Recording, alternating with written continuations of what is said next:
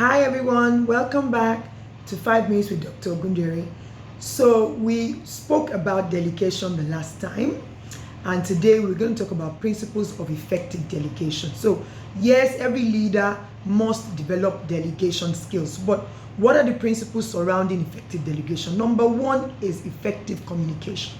So if I need you to do a task, I must ensure that I communicate the task clearly. So what are you supposed to do? How are you supposed to get it done? By when should you get it done? And any other thing that you think is important to communicate to the person you are delegating to. Now, it's also important that in effective communication, you also need to ask them that, okay, I've given you these instructions. What do you understand by these instructions? So what do these instructions mean to you? So when you get your people to tell you what they understand by the instructions, then that means that everybody will get a clearer and closer understanding of what it is that should be done. So that is number one, effective communication. Number two is that you ensure that you are delegating to the right people, or people that have the skills required to do certain tasks. So you cannot want someone to do a certain task and the person doesn't have any skill at all to effectively do that. So what you are doing is you are setting that person up for failure, and no leader should do that.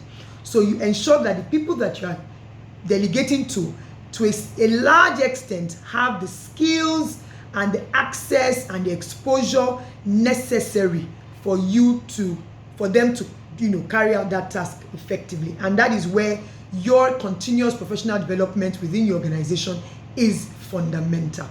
Now, number three is that you are not, when you delegate, it is not that you have abdicated. Like I said, you still have responsibility, right, for accountability. So it is that I have given you this task to do, does not mean that the person is now responsible for ensuring that it's done. You are still responsible for ensuring that it is done. What it is that you are just walking through people.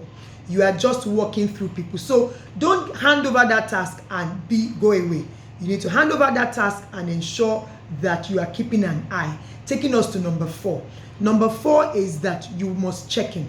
Now, when you're checking in, you don't want to check in all the time. Then you might as well do it yourself. You need to give your people space to bring out their own creative juices, to bring out their own thoughts and ideas and approaches to the task.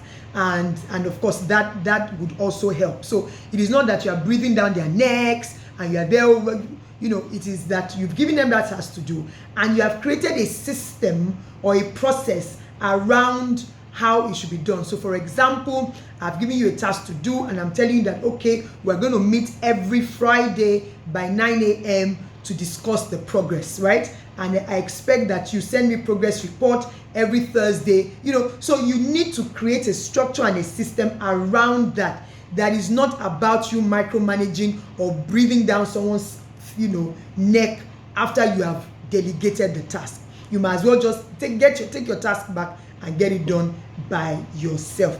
Now, also ensure that you are delegating meaningful projects. Ensure you are delegating meaningful projects. So you are not just delegating administrative tasks like get this typed, get this written. But okay, we're about to launch a PTA in the school, for example, or we're about to do an event in the school. So we're planning for the carol service. We're planning for inter-house sports. So you create a team and you say, okay, 5 of you are in charge of that.